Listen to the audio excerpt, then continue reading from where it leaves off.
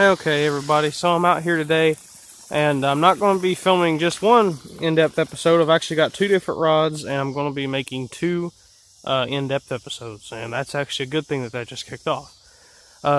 So, really quickly, I wanted to give a reasoning why I had killed the snake in yesterday's video.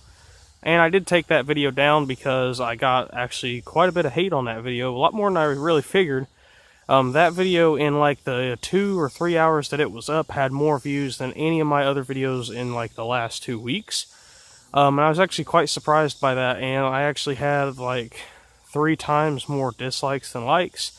And I actually lost like 5 subscribers off of that video. So the reason why I killed the snake was I am absolutely terrified of snakes, and have been for a long time. And so I was sitting... Okay. Hang on a minute. Okay. Anyway, turn that off. But I was actually standing right here fishing, and that snake was about right there, where the rod tip is, was where that snake was. And I'm terrified of snakes, as some of you guys know from some of my other videos, some of my fishing videos and stuff. I've mentioned it before. I don't like snakes. I never have. And he decided to mess with the wrong person. So that's what happened, and that's why I killed the snake. So sorry if any of you guys got offended by it. I ended up taking the video down because I got a lot more hate than I really figured I would off of that video.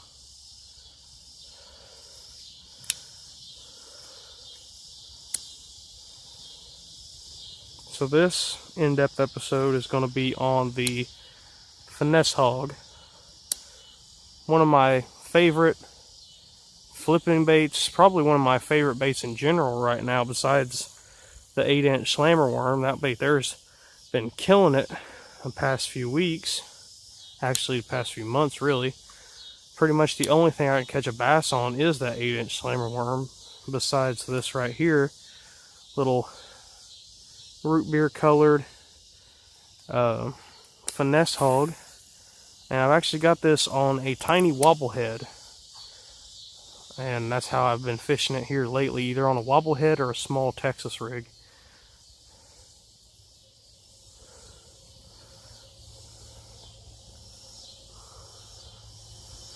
It's got a little 1/0 hook on it, and perfect little hook, very easy to hook into the fish. You don't have to set the hook real hard.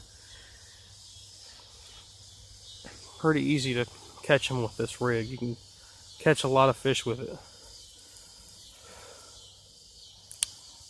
Put the grass on it. That's one problem with this over a Texas rig, is it picks up a little bit more grass, but with this right here, I do tend to get better hookups versus a Texas rig, which is definitely a good thing.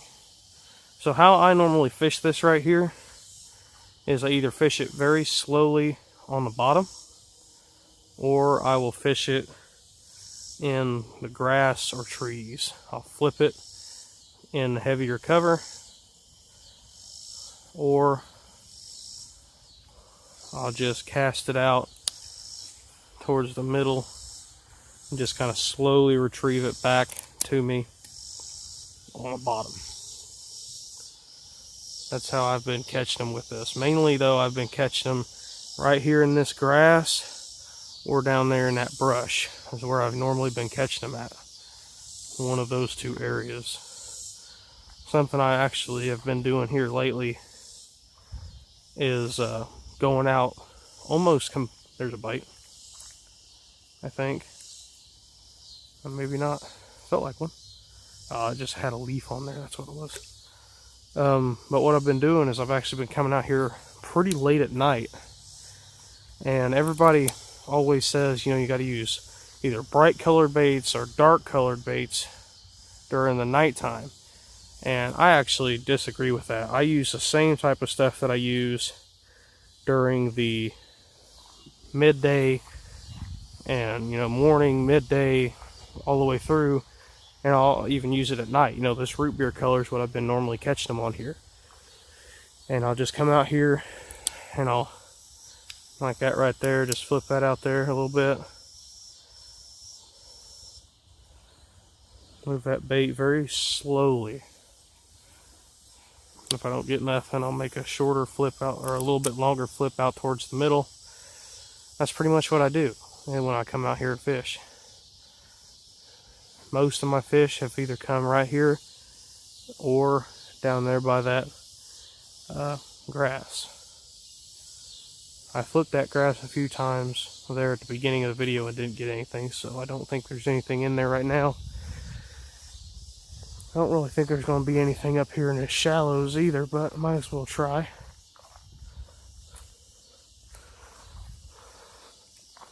This has probably become one of my top 2 favorite baits that I make here at Doc's Lure Company, just because it's a perfect bait for being a jig trailer, a Texas rig bait, perfect for flipping, casting, whatever you're doing. It's a really good, versatile bait. And that's why I really like it.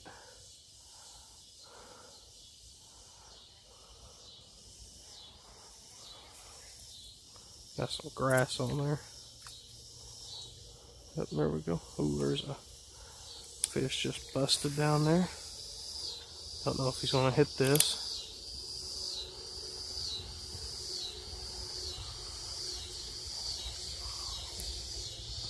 Nope.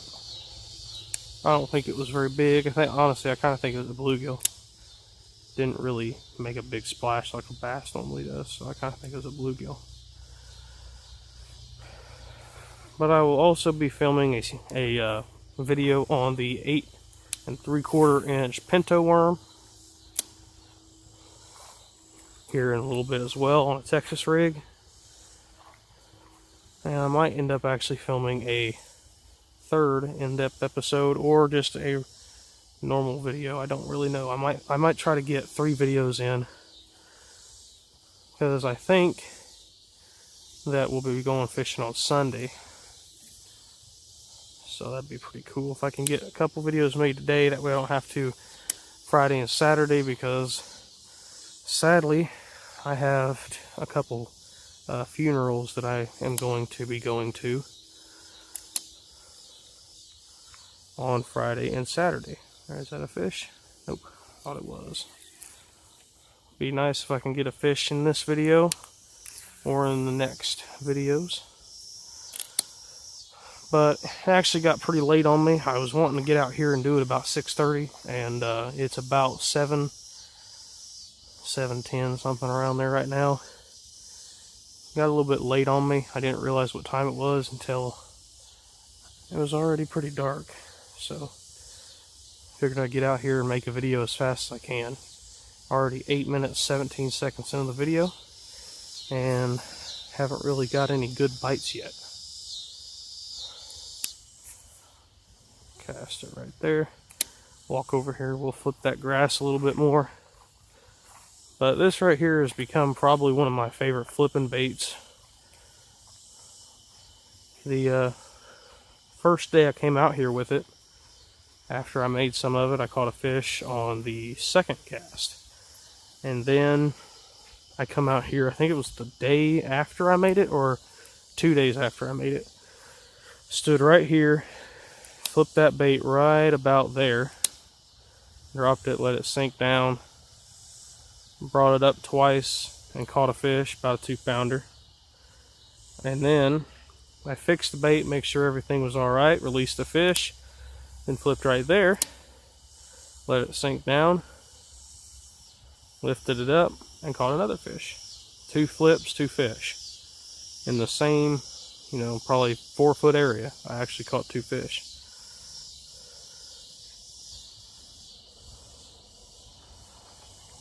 We'll go on ahead down here to this deeper end and see if we can get one down there.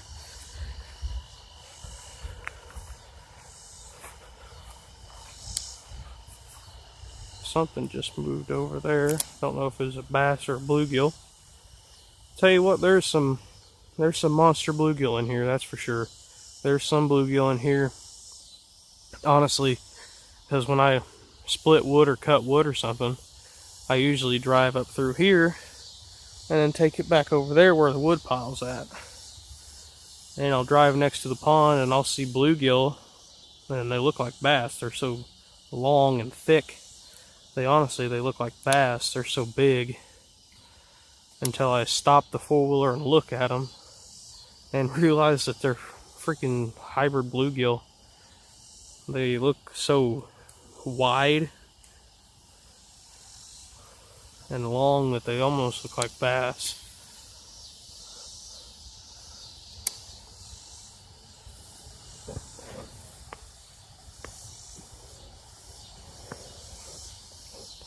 Had to fix my hat there for a second.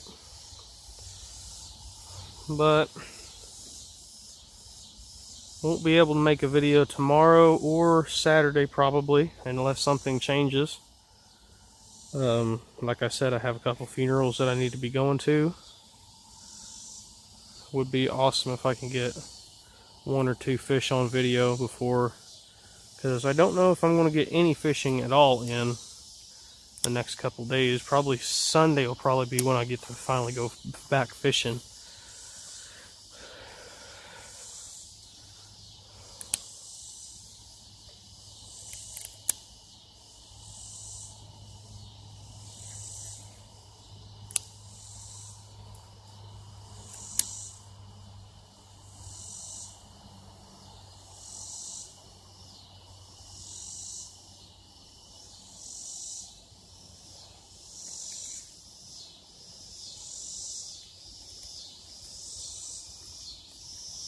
Some baby bass swirling. Something else I've noticed in here is there is now some, like get out of here, little frog. There's some little about 2.5 to 3 inch long baby bluegill in here now. And that's really cool, I think. Because the bluegill spawn was about a month or 2 ago and I'd never seen any bluegill, and I was kind of worried there for a little bit that maybe they didn't spawn right, or maybe they didn't lay any eggs that actually hatched. And then pretty soon the other day, me and my mom was out here and I was able to get her first bass of the year on the Dock Lure Company 1.5 inch swim bait, which was, there's a fish. Oh, he came off, darn it. Y'all seen him though, y'all seen it. He hit right where I thought he would too. Oh wow, the hook never even came out. Oh yeah, it did. This hook is just a little bit different. A little bit more different than what I'm used to, so. It's a little bit of a different bend of the EWG. So it's a little bit harder to, ooh, look at that bug. Look at that bug right there on the surface. He's about to get eaten here in a second. He's gonna get eaten here in a second, I guarantee it. Don't know if it'll be a bass or a bluegill, but I guarantee you he's about ready to get eaten. But anyway, what was I saying? I was able to get her on her first bass of the year, right about over there. She casted a little 1.5 inch swim bait in this new color I'm coming out with, green pumpkin silver flake. It's got normal green pumpkin plastic, but it's got an extra amount of silver flake. It's got twice as much as I normally put in it. And that's what she caught it on. She caught, some of you guys may remember, I don't know if I actually got it in a video though, but I actually caught a one-eyed bass. There's a one-eyed bass in here, and that's the one that she caught. She actually caught it on a little swim bait. One of my, yeah, I remember I made a video and I caught that fish in a video because one of my subscribers, I mean it's been a little while so I don't really remember, but one of my subscribers said the baits must be good, a half-blind bass can find it, and that's literally like what I've been saying every time I catch that fish, because it seems like I can only catch that fish on soft plastic baits, my own soft plastic baits. I can't catch it on a hard bait or something, never have. But just like that guy there said, you know, baits must be good, the half-blind bass can find it. There's a bluegill just busted. It might have been a bass. So I'm going to cast to it and completely miss it by like half a country mile. The bluegill, or that little bug, is still trucking along in the water. I'm really surprised he just got munched. He just got hit. I think it was a baby bass though. There's some baby bass in here, probably about 3 or 4 inches long, and they think they're 12 pounders, and I think it's hilarious because they act all big and bad. I mean, I've had baby bass, like 2-3 inch long baby bass, chase up 6-inch swim baits, and it's hilarious. It is honestly one of the funniest things to watch, because they'll run up there and they'll act like they're going to hit it, like they're actually going to do something to a 6-inch soft plastic swim bait. So I think that kind of wraps up what I usually do with this. You know, I honestly, there's 2 ways that I normally fish this: either flipping heavy cover, whether it be grass or trees, or I just cast it out and work it slowly on the bottom. And as you guys seen there, I made a cast right over here, and I was able to hook that fish. So I was able to hook one. I didn't get him in, but I'm getting ready to make a video on the 8-inch pinto worm, 8 3/4 inch pinto worm. So stay tuned for that. I don't know if I'm going to post it on the same day. I might just end up doing so, but stay tuned, because that video will be coming up soon. Thank you guys for watching. Make sure you like, comment, and subscribe if you haven't already. If you wish to purchase the Finesse Hog, the Dock Lure Company Finesse Hog, let me know down in the comments, and I will give you my email that you can send the money through PayPal to me, and I will send them out to you. They're $4 a pack, and have already caught quite a few fish on these. If you guys follow my Facebook, you would have seen how many fish I've actually caught on this bait. It's really good. So thank you guys for watching. Bye.